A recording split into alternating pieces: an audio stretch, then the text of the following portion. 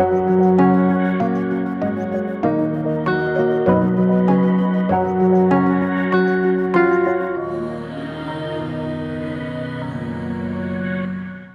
The Lord. യേശുവിലെ ഏറ്റവും സ്നേഹമുള്ളവരെ, എൻ്റെ പേര് ജോമോൻ. ഞാൻ വരുന്നത് തൃശ്ശൂരിൽ നിന്നാണ്. നിങ്ങളുടെ മുൻപിൽ ഒരു സാക്ഷ്യം പറയാനാണ് ഞാൻ വന്നിരിക്കുന്നത്.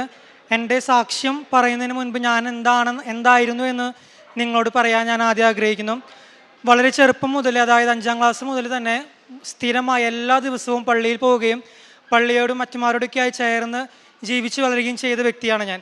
10ന് ശേഷം വളരെ ഭക്തസംഘടനകളിലായാലും പള്ളിയിലായാലും വളരെയധികം ആക്റ്റീവായി നിൽക്കുകയും ക്രിസ്തീയ വിശ്വാസം വളരെ സിസ്റ്റമാറ്റിക്കായിട്ട് കൊണ്ടു നടക്കുകയും ചെയ്തിരുന്ന വ്യക്തിയാണ് ഞാൻ. സഭയുടെ പ്രബോധനങ്ങളായാലും UCAT, CCC മുതലായ സകല പ്രബോധനങ്ങളും പഠിക്കുകയും അതനുസരിച്ച് ജീവിക്കാൻ പരിശ്രമിക്കുകയും ചെയ്തിരുന്ന വ്യക്തിയാണ്. ഈ സമയത്ത് എൻ്റെ ജീവിതത്തിൽ ആത്മീയമായിട്ടായാലും ഞാൻ കരുതിയിരുന്നത് ഞാൻ ആത്മീയമായി ഒത്തിരി ഉന്നതിയിലാണ്. എൻ്റെ ചുറ്റുമുള്ളവരായാലും എൻ്റെ സഹോദരങ്ങളായാലും എൻ്റെ ഇടവകയിലുള്ളവരായാലും ഒക്കെ ഞാൻ പ്രാർത്ഥിക്കുന്നത്ര പ്രാർത്ഥിക്കുകയോ അല്ലെങ്കിൽ വിശ്വാസ ജീവിതത്തിൽ ഞാനായിരിക്കുന്ന ആ ലെവലിലല്ല എന്ന് ചിന്തിച്ചിരുന്ന ഒരു വ്യക്തിയായിരുന്നു ഞാൻ. ഇങ്ങനെ ജീവിച്ചു പോയിരുന്ന ഞാൻ ഡിഗ്രിയിലൊക്കെ നല്ല മാർക്കോടുകൂടി പാസ്സാവുന്നു. അതിനുശേഷം ഞാൻ PG പഠിക്കാൻ പോകുന്നു. PG പഠിക്കാനായിട്ട് ഞാൻ ഗോവ യൂണിവേഴ്സിറ്റിയിലാണ് അഡ്മിഷൻ എടുത്ത് പോകുന്നത്. ഞാൻ എൻ്റെ ഡിഗ്രി ചെയ്തത് ഫിലോസഫിയിലാണ്, BA ഫിലോസഫി. PGയും ഞാൻ ചെയ്തത് MA ഫിലോസഫിയിലാണ്. ഗോവയിൽ ഞാൻ പഠിക്കാൻ പോയ ആ സമയം മുതൽ എൻ്റെ ജീവിതത്തിൽ, എൻ്റെ ആത്മീയ ജീവിതത്തിൽ എൻ്റെ ഗ്രാഫ് വളരെയധികം താഴെ പോയി. ഒരുപക്ഷെ ഞാൻ ലോകത്തിൻ്റെ വഴിയിലേക്ക് നടന്നു കയറിയൊരു സമയമായിരുന്നു അത്. അതായത് ഒരു തരത്തിലൊരു ദിവസം പോലും പള്ളിയിൽ പോകാതെ, ഞായറാഴ്ച പോലും പള്ളിയിൽ പോകാതെ, 2 വർഷത്തിലൊരിക്കൽ പോലും കുമ്പസാരിക്കാതെ ഞാൻ ആ 2 വർഷം പഠിച്ചു പോയി. എൻ്റെ മെറിറ്റിലും എൻ്റെ കാര്യങ്ങളിലൊക്കെ ആശ്രയിച്ച് ലോകത്തിൻ്റെ വഴിയിലായിരുന്നു ഞാൻ നടന്നിരുന്നത്. പക്ഷേ എൻ്റെ ജീവിതത്തിൽ എനിക്ക് നോക്കുമ്പോൾ പ്രത്യക്ഷത്തിൽ വലിയ ബുദ്ധിമുട്ടുകളൊന്നുമില്ല. ഞാൻ യൂണിവേഴ്സിറ്റിയിൽ ഫസ്റ്റ് റാങ്കോട് കൂടി പാസ്സായി. അപ്പോൾ ഞാൻ നോക്കുമ്പോൾ ദൈവത്തോട് പ്രാർത്ഥിച്ചില്ലെങ്കിലും കുഴപ്പമില്ല. ഇത്ര നാളും ഞാൻ പ്രാർത്ഥിച്ചതും ഞാൻ ദിവസം പള്ളിയിൽ പോയതും വിശ്വസിച്ചതും വിശ്വാസ പരിശീലനം നേടിയതൊക്കെ വെറുതെ ആയിരുന്നു. ആ സമയമൊക്കെ വേറെ എന്തെങ്കിലും ചെയ്തിരുന്നെങ്കിൽ ഇതിനേക്കാളൊരു ബെറ്റർ പൊസിഷനിലേക്ക് എനിക്ക് എത്താൻ കഴിയുമായിരുന്നു എന്നുള്ള അങ്ങനെ ഒരു ചിന്തയിലായിരുന്നു ഞാൻ നടന്നിരുന്നത്. PG കഴിഞ്ഞ് ഞാൻ തിരിച്ച് നാട്ടിൽ വന്നു. ഞാൻ പുറത്ത് പോയി പഠിക്കാനായിട്ടുള്ള ഒരു തയ്യാറെടുപ്പും കാര്യങ്ങളിലൊക്കെ ആയിരുന്നു. അതിൻ്റെ ഇടയിൽ ചെറിയൊരു ഇൻറ്റേൺഷിപ്പും കാര്യങ്ങളൊക്കെ ചെയ്തുകൊണ്ടിരുന്നു. പുറത്ത് പോകാനായിട്ട് ക്രൊയേഷ്യ എന്ന് പറഞ്ഞ കൺട്രിയിലെ കോഗ്നിറ്റീവ് സയൻസ് എന്ന് പറഞ്ഞൊരു കോഴ്സിന് എനിക്ക് അഡ്മിഷൻ കിട്ടി. വളരെ ഈസി ആയിട്ട് എനിക്ക് അഡ്മിഷൻ കിട്ടി. വിസ പ്രോസസ്സിന് ഇപ്പോൾ യൂണിവേഴ്സിറ്റി നേരിട്ട് വിസ ഓഫീസറിനെ റെക്കമെൻഡ് ചെയ്യും. അപ്പോൾ നമുക്ക് വിസയ്ക്കും വലിയ ബുദ്ധിമുട്ടൊന്നും ഉണ്ടായിരിക്കില്ല. കഴിഞ്ഞ വർഷമാണിത്, ബുദ്ധിമുട്ടുണ്ടായിരിക്കില്ല. അപ്പോൾ ഞാൻ വിസയ്ക്ക് വെച്ചു. എനിക്കൊരു 5 ലക്ഷം രൂപ എനിക്ക് ഷോമണിയായി കാണിക്കണമായിരുന്നു. പക്ഷേ എൻ്റെ ഈ 5 ലക്ഷം രൂപ കിട്ടാനായിട്ട് എൻ്റെ കയ്യിൽ ഒറ്റ രൂപയും ഉണ്ടായിരുന്നില്ല. വളരെയധികം കഷ്ടപ്പെട്ടിട്ടാണ് ആ 5 ലക്ഷം രൂപ സംഘടിപ്പിച്ചത്. എന്നിട്ട് ഈ 5 ലക്ഷം രൂപയായിട്ട് വിസ സബ്മിറ്റ് ചെയ്ത് അതിൻ്റെ സെപ്റ്റംബറിൽ 18-ാം തീയതി എൻ്റെ ക്ലാസ് തുടങ്ങി. പക്ഷേ എനിക്ക് വിസ വന്നില്ല. ഒക്ടോബർ 18 കഴിഞ്ഞിട്ടും എനിക്ക് വിസ വന്നില്ല. പക്ഷെ അതിന് ശേഷം എനിക്ക് വിസ റിജക്ഷനായിട്ട് എനിക്ക് റീസൺ പോലും എക്സ്പ്ലെയിൻ ചെയ്യാതെ എനിക്ക് വിസ റിജക്ഷനായി വന്നു. പ്ലസ് എനിക്ക് അപ്പീലിന് പോലും പോകാൻ കഴിയുമായിരുന്നില്ല. ആ സമയത്ത് ശരിക്കും ഞാൻ തകർന്നു. അതായത് എൻ്റെ ആ മെറിറ്റിൽ ഞാൻ ആശ്രയിച്ച് അത്ര കാലം ജീവിച്ചിരുന്ന ഞാൻ, ആ 3 വർഷം ജീവിച്ചിരുന്ന ഞാൻ ശരിക്കും പറഞ്ഞാൽ ഞാൻ തകർന്നു. ഞാൻ തിരിച്ച് വിശ്വാസത്തിലേക്ക് കടന്നു വന്നു. ദൈവത്തോട് പ്രാർത്ഥിക്കാൻ ആരംഭിച്ചു. പക്ഷേ സഭയോടും സഭയുടെ ആ വിശ്വാസ ജീവിതത്തോടുമുള്ളൊരു ഒരു അകൽച്ച എന്നിൽ നിന്ന് മാറിയിരുന്നില്ല. ഞാൻ ദൈവത്തോട് പ്രാർത്ഥിക്കും. പക്ഷെ ഞാൻ ചോദിക്കുമായിരുന്നു, എന്തിനാണ് സ്ഥിരമായി പള്ളിയിൽ പോകേണ്ട ആവശ്യം, എന്തിനാണ് വിശ്വാസം ഇങ്ങനെ പരിശീലിക്കേണ്ട ആവശ്യം? നമ്മൾ ദൈവത്തോട് പ്രാർത്ഥിച്ച് എവിടെ ഇരുന്ന് പ്രാർത്ഥിച്ചാലും ദൈവം നമ്മുടെ പ്രാർത്ഥന കേൾക്കില്ലേ എന്നുള്ളൊരു ആ ഒരു ബോധ്യത്തിലായിരുന്നു ഞാൻ നടന്നു പോകേണ്ടായിരുന്നത്. ഈ സമയത്ത് ഞാൻ കഴിഞ്ഞ ഡിസംബറിൽ IELTS എക്സാം എഴുതി. IELTS എക്സാമിന് നമ്മൾ മോക്ക് ടെസ്റ്റ് എടുക്കുമ്പോൾ ഞാൻ എപ്പോൾ മോക്ക് ടെസ്റ്റ് എടുത്താലും എനിക്ക് 8 എന്ന് പറഞ്ഞ ബാൻഡ് സ്കോറിന് താഴെ സ്കോർ പോവില്ല. കാരണം എനിക്ക് ഇംഗ്ലീഷ് നല്ല ഫ്ലുവൻ്റ് ആയിരുന്നു. എനിക്ക് നല്ല ഈസി ആയിട്ട് എക്സാം ക്ലിയർ ചെയ്യാൻ കഴിയും എന്നുള്ളൊരു ഭയങ്കര ബോധ്യത്തിലായിരുന്നുണ്ടായിരുന്നത്. ഫസ്റ്റ് അറ്റംപ്റ്റ് ഞാൻ IELTS എക്സാം എഴുതിയപ്പോൾ എനിക്ക് ബാക്കി എല്ലാ മൊഡ്യൂളും, റീഡിങ് ഒഴികെ ബാക്കി എല്ലാ മൊഡ്യൂളും ഭയങ്കര ഈസി ആയിരുന്നു. റീഡിങ് മൊഡ്യൂളിൽ എനിക്ക് 40 ചോദ്യമാണ് ഒരു മൊഡ്യൂളിൽ ഉണ്ടായിരിക്കുക. റീഡിങ് മൊഡ്യൂളിൽ എനിക്ക് 32 ക്വസ്റ്റ്യൻ ആണ് എനിക്ക് അറ്റംപ്റ്റ് ചെയ്യാൻ പറ്റുള്ളൂ. അപ്പോൾ അതിന് ബാക്കിയുള്ള 8 ക്വസ്റ്റ്യൻസ് എനിക്ക് അറ്റംപ്റ്റ് ചെയ്യാൻ പറ്റിയില്ല.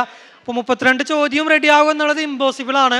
അപ്പോൾ എനിക്കൊരു നല്ലൊരു ബാൻഡ് സ്കോർ എനിക്ക് എത്തില്ല എന്ന് ഉറപ്പായി. ഞാൻ പരീക്ഷ കഴിഞ്ഞ് വീട്ടിലെത്തിയപ്പോൾ എൻ്റെ അമ്മയും എൻ്റെ അനിയത്തി ഉടമ്പടി എടുത്ത് പ്രാർത്ഥിക്കുന്നവരായിരുന്നു. അവർ വർഷങ്ങളായി ഉടമ്പടി എടുത്ത് പ്രാർത്ഥിക്കുന്നുള്ള പ്രാർത്ഥനയാണ് എൻ്റെ ഒരു മാനസാന്തരം എന്ന് പറയുന്നത്. അപ്പോൾ അവരുടെ ഉടമ്പടിയിൽ പ്രാർത്ഥിച്ച് ഞാൻ വീട്ടിൽ വന്ന് ഇങ്ങനെ ഉണ്ടായെന്ന് പറഞ്ഞപ്പോൾ, പക്ഷെ ഞാൻ ഭയങ്കര കൂളായിരുന്നു. എനിക്കിത് കിട്ടിയില്ലെങ്കിൽ എന്താ, ഒരു ടെസ്റ്റും കൂടി എടുത്തു കഴിഞ്ഞ് സിമ്പിളായിട്ട് ഇത് പാസ്സാവാന്നുള്ളൊരു ഇതിലാണ് ഞാൻ ഇരിക്കേണ്ടായിരുന്നത്. അപ്പം ഞാൻ അമ്മോട് പറഞ്ഞപ്പോൾ എൻ്റെ അമ്മ എന്നോട് പറഞ്ഞൊരു കാര്യമാണ്, നീ സാക്ഷ്യം പറയാൻ തയ്യാറാണെങ്കിൽ ഈ പരീക്ഷയിൽ തന്നെ നിനക്ക് നല്ല മാർക്കോട് കൂടി നിനക്ക് പാസ്സാവാൻ പറ്റുന്നു.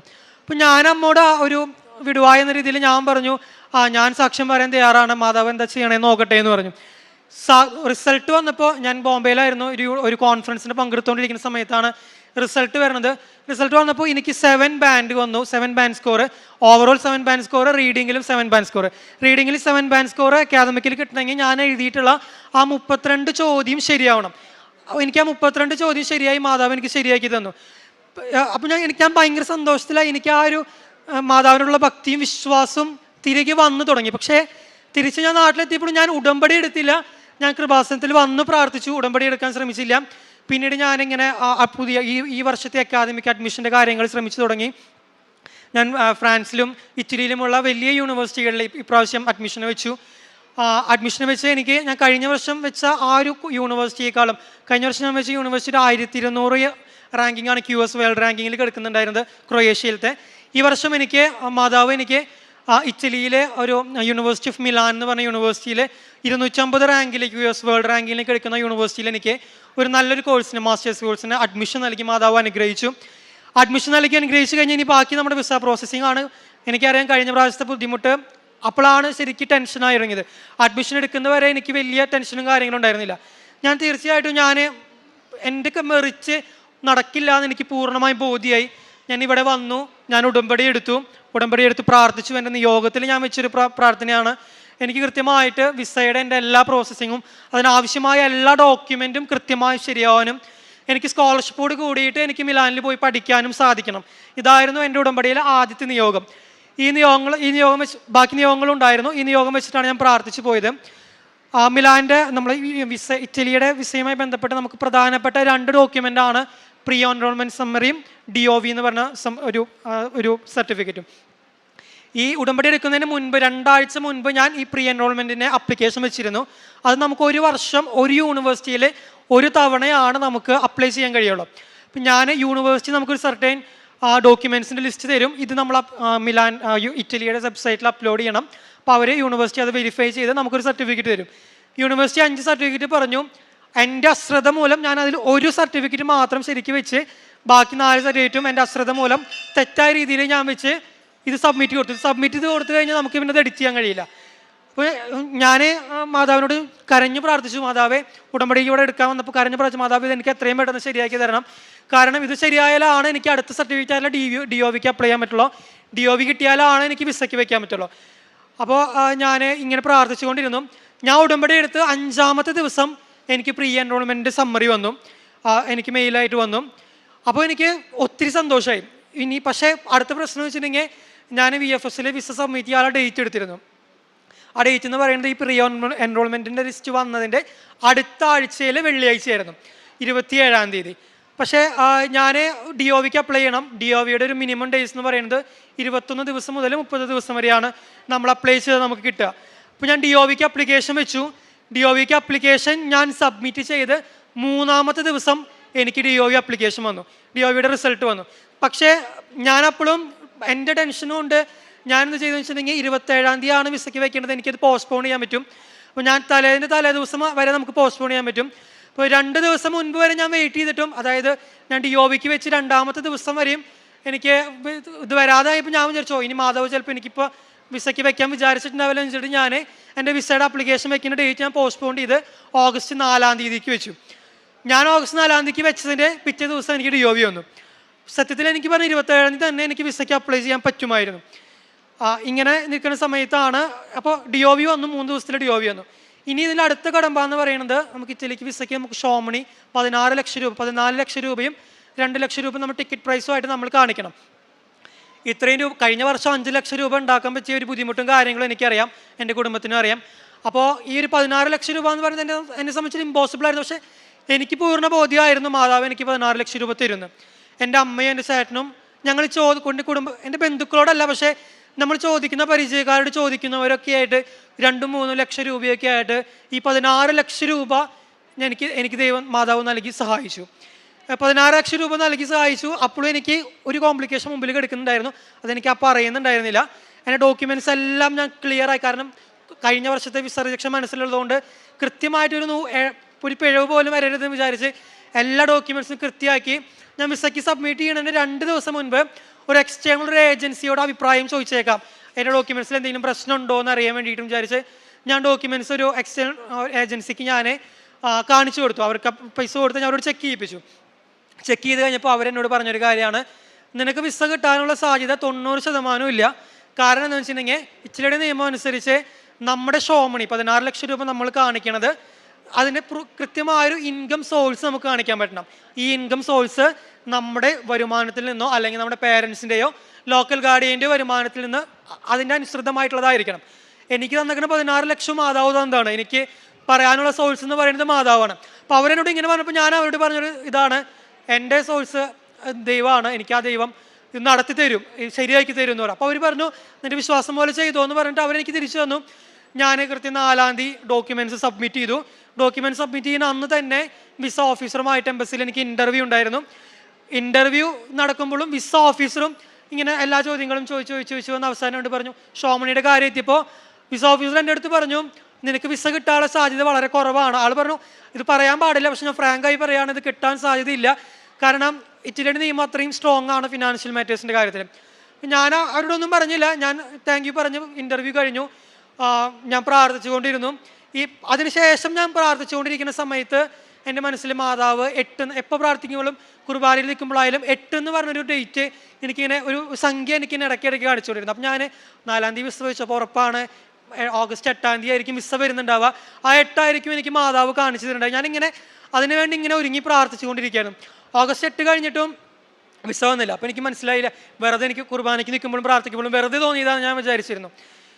ഒരു കാര്യം ഞാൻ പറയാൻ വിട്ടുപോയി. എൻ്റെ വിസ ഓഫീസർ പറഞ്ഞതിൻ്റെ തലേ ദിവസം എൻ്റെ ഏജൻസി പറഞ്ഞല്ലോ എനിക്ക് വിസ കിട്ടില്ല എന്ന് അവർ പറഞ്ഞ ദിവസം ഞാൻ വൈകുന്നേരം പ്രാർത്ഥിക്കുമ്പോൾ വചനം എടുത്തപ്പോൾ എനിക്ക് കിട്ടിയ വചനമാണ് സഭാപ്രസംഗിൻ്റെ പുസ്തകത്തിലെ 7-ാം അധ്യായം 21-ാമത്തെ വാക്യം, മനുഷ്യരുടെ വാക്കുകൾക്ക് നീ ചെവി കൊടുക്കണ്ട. ഇതായിരുന്നു ആ വചനം. അപ്പോൾ എനിക്ക് പൂർണ്ണ ബോധ്യമായിരുന്നു അവർ പറയുന്നത് നോക്കണ്ട, എനിക്ക് വിസ കിട്ടുന്നു. പിന്നെയാണ് പ്രാർത്ഥിക്കുമ്പോൾ 8 എന്നുള്ള ഡേറ്റ് കണ്ടപ്പോൾ 8-ാം തീയതി വിസ വരാതായപ്പോൾ ഞാൻ വിചാരിച്ചു വരുമായിരിക്കും. ഇങ്ങനെ ഞാൻ പ്രാർത്ഥിച്ച് ഇങ്ങനെ ഇരിക്കുമ്പോൾ കഴിഞ്ഞതിൻ്റെ മുൻപത്തെ ചൊവ്വാഴ്ച ഉടമ്പടി ധ്യാനം കൂടി, ഞാൻ വീട്ടിൽ യൂട്യൂബിൽ ഇങ്ങനെ ഉടമ്പടി ധ്യാനം കൂടി പ്രാർത്ഥിച്ച് ഞാനിങ്ങനെ ഇരിക്കുന്ന സമയത്ത് ഉടമ്പടി ധ്യാനം കഴിഞ്ഞ വഴിക്ക് എനിക്ക് എൻ്റെ യൂണിവേഴ്സിറ്റിയിൽ നിന്ന് ഒരു മെയിൽ വരാണ്. യൂണിവേഴ്സിറ്റി മിലാൻ്റെ ഇൻ്റർനാഷണൽ സ്റ്റുഡൻസിന് കൊടുക്കുന്ന എക്സലൻസ് സ്കോളർഷിപ്പ് എന്ന് പറഞ്ഞാൽ 8 ലക്ഷം രൂപയുടെ ഒരു സ്കോളർഷിപ്പ് മാതാവ് എനിക്ക് നൽകി അനുഗ്രഹിച്ചു.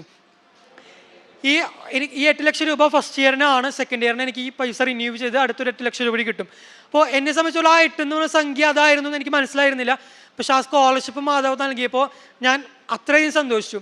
അതിനുശേഷം കഴിഞ്ഞ ചൊവ്വാഴ്ചയാണ് ഞാനിങ്ങനെ അതേപോലെ ഉടമ്പടി ധ്യാനം കൂടി പ്രാർത്ഥിച്ച് കഴിഞ്ഞ് ഇരിക്കുന്ന സമയത്ത് കൃത്യമായി ഉടമ്പടി ധ്യാനത്തിൻ്റെ അവസാനത്തെ ആരാധന കഴിഞ്ഞിരിക്കുമ്പോൾ എനിക്ക് എൻ്റെ ഫോണിൽ ഇങ്ങനെ നോട്ടിഫിക്കേഷൻ മെയിലും മെസ്സേജും ഇങ്ങനെ വരുന്ന നോട്ടിഫിക്കേഷൻ എനിക്ക് കേൾക്കാണ്ട്. പക്ഷെ ഞാൻ തുറന്നു നോക്കിയില്ല. എല്ലാം കഴിഞ്ഞപ്പോൾ ഞാൻ തുറന്നു നോക്കിയപ്പോൾ എനിക്ക് വന്ന മെയിലായിരുന്നു VFS നിന്ന് എൻ്റെ വിസയല്ല എൻ്റെ പ്രോസസ്ഡ് ആപ്ലിക്കേഷൻ ഡിസ്പാച്ച് ആയിട്ടുണ്ട്.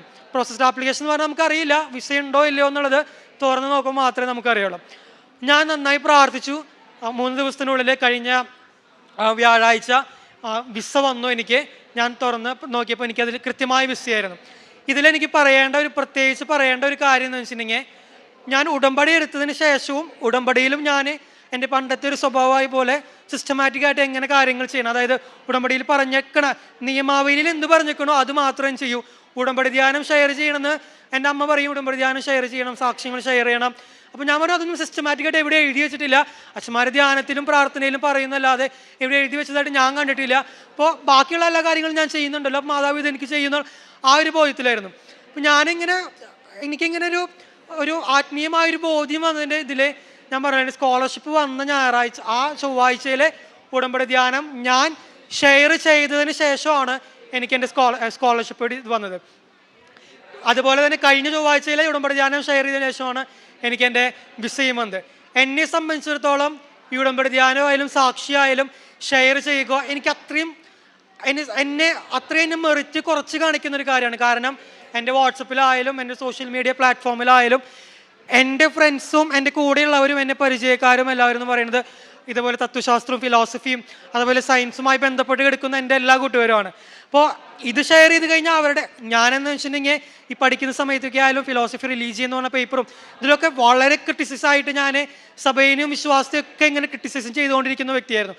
അപ്പോൾ ഞാൻ ആർട്ടിക്കിൾ എഴുതിയോ അങ്ങനെയൊക്കെ ചെയ്തിരുന്ന വ്യക്തി. അപ്പോൾ എന്നെ സംബന്ധിച്ചിടത്തോളം ഞാനിങ്ങനെ ഒരു സാക്ഷി ഇട്ട് കഴിഞ്ഞിട്ടുണ്ടെങ്കിൽ ഞാൻ അത്ര നാളുണ്ടാക്കി വെച്ചൊരു ബിൽഡപ്പ്, എനിക്കുള്ള ഒരു അക്കാദമിക് ബിൽഡപ്പും സകലത അവിടെ തകർന്നടിയുന്നതൊക്കെ ഉറപ്പായിരുന്നു. അതുകൊണ്ടായിരുന്നു ഞാൻ ആദ്യത്തെ 2 ആഴ്ചയിൽ ഞാൻ സാക്ഷിയൊന്നും ഷെയർ ചെയ്യാതിരുന്നത്. പക്ഷെ ഞാൻ എൻ്റെ മെറിറ്റ് നോക്കാതെ ഞാൻ സാക്ഷി ഷെയർ ചെയ്തത് എന്നാണോ അന്നാണ് എനിക്ക് സ്കോളർഷിപ്പ് കിട്ടിയത്. അതുപോലെ എൻ്റെ മെറിറ്റ് നോക്കാൻ എൻ്റെ വീടിൻ്റെ അടുത്തുള്ള സകലരെയും ഞാൻ അത്രയും പള്ളിയിൽ ആക്റ്റീവ് ആയിരുന്നുകൊണ്ട് എനിക്ക് നന്നായി അറിയുമായിരുന്നു. അപ്പോൾ എനിക്ക് കംഫർട്ടായിരുന്ന വീടുകളിലായിരുന്നു ഞാൻ പത്രം കൊണ്ടുപോയി കൊടുത്തിരുന്നത്. കഴിഞ്ഞ ചൊവ്വാഴ്ച ആ ഒരു കംഫർട്ട്നെസ്സും ഞാൻ ഭേദിച്ച് എനിക്ക് കംഫർട്ട് അല്ലാത്ത വീടുകളിലും കൊണ്ടുപോയി ഞാൻ പത്രം കൊടുത്തു. അതുപോലെ സാക്ഷി ഷെയർ ചെയ്യുകയും ഇതുപോലെ ഉടമ്പടി ധ്യാനം ഷെയർ ചെയ്യുകയും ചെയ്തപ്പോൾ എൻ്റെ മെറിറ്റിനെ ഞാൻ ഡീമെറിറ്റാക്കി കാണിച്ചപ്പോഴാണ് മാതാവ് എനിക്ക് അനുഗ്രഹം നൽകിയത്. ആ ഒരു മെറിറ്റ് അല്ല, ബട്ട് മൈ ഗ്രേസ് ആണ് എനിക്ക് ഈ അത്ഭുതം മാതാവ് തന്നതെന്ന് ഞാൻ ഉറച്ചു വിശ്വസിക്കുന്നു. ഈ സെപ്റ്റംബറിലെ ആദ്യത്തെ ആഴ്ചയിൽ ഞാൻ മിലാനിലേക്ക് പോവുകയാണ്. ദൈവത്തിനും മാതാവിനും ഒത്തിരിയേറെ നന്ദി പറയുന്നു. എൻ്റെ ജീവിതത്തിനെ അനുഗ്രഹിച്ചതിനും എൻ്റെ കുടുംബത്തെ അനുഗ്രഹിച്ചതിനും എന്നിലൂടെ ഈ ഒരു സാക്ഷ്യം പറയാൻ ഈ അൾത്താരിൽ നിൽക്കാൻ സാധിച്ചതിനെ ഓർത്ത് മാതാവിനെ ഈശോയ്ക്കും ഒരുപാട് നന്ദി പറയുന്നു.